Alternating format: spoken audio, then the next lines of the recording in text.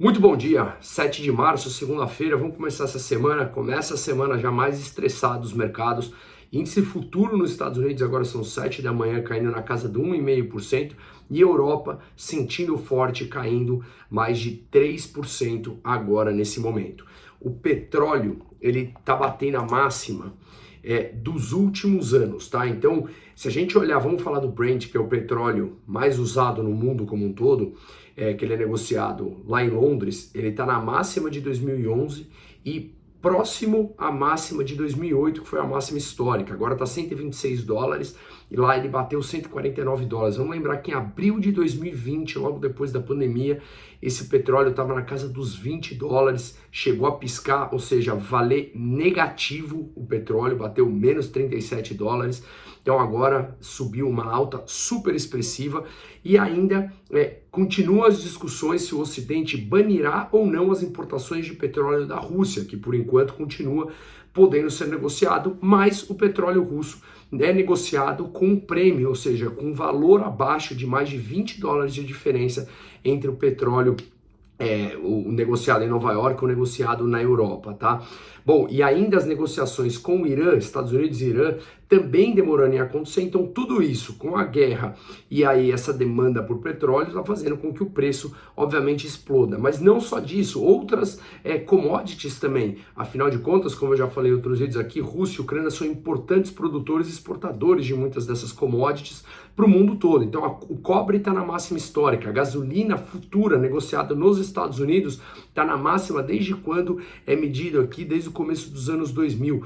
Trigo, carvão, idem, a mesma coisa, o gás negociado na União Europeia, seja em Londres, seja na Alemanha, também nas máximas. E isso impacta diretamente a inflação numa economia, num mundo que estava se recuperando pós todas as restrições que foram impostas durante a pandemia. A Bolsa da Rússia continua fechada até pelo menos dia 8 agora, maior fechamento de uma bolsa na história recente da Rússia, né? Ou na história contemporânea, melhor dito.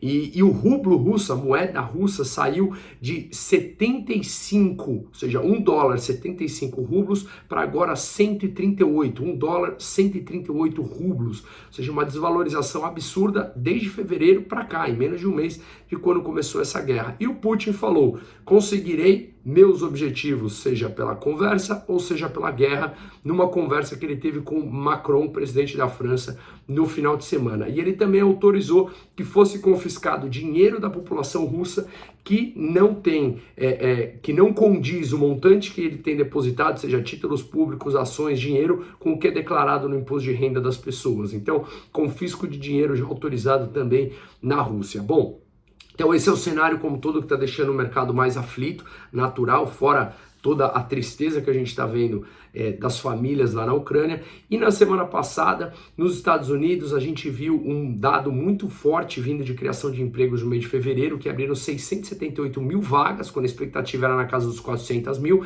e o desemprego que está em 3,8. Então, já voltou basicamente para o pleno emprego. E aí uma pena nesse momento de recuperação do mundo como um todo, a gente tem que passar por esse momento triste e catastrófico que a gente está passando. Na Alemanha, outros dados também que vieram positivos ainda do mês de fevereiro, mostrando dados antes da guerra. Então, as encomendas à indústria e vendas no varejo vieram melhores do que o esperado. A China teve uma exportação maior do que se esperava e uma importação menor. Então, mostrando que também o mundo voltou a consumir muito melhor e a balança positiva, a balança comercial da China, a diferença entre importação e exportação, ficou positiva. Hoje no Brasil a gente tem o Boletim Focus e o que a gente pode ver, entender da economia brasileira é que com as reformas, mesmo que não tão profundas, mas as reformas importantes que foram feitas, os juros mais altos atraindo capital e esse novo suposto ciclo de alta, não sabemos quanto tempo vai durar essa alta dessas commodities, se a guerra perdura mais tempo, sem dúvida elas continuarão mais altas, senão ela pode cair, mas de qualquer maneira o Brasil como exportador de commodity tende a poder se beneficiar nesse cenário. Claro que num cenário mais extremo o mundo todo vai sentir, como já está sentindo, mas de qualquer maneira isso pode ser aí, igual foi lá atrás nos anos 2000, o ciclo de alta da commodity que traz mais receita para o Brasil. Tá bom? Um ótimo dia a todos, um forte abraço e uma boa semana.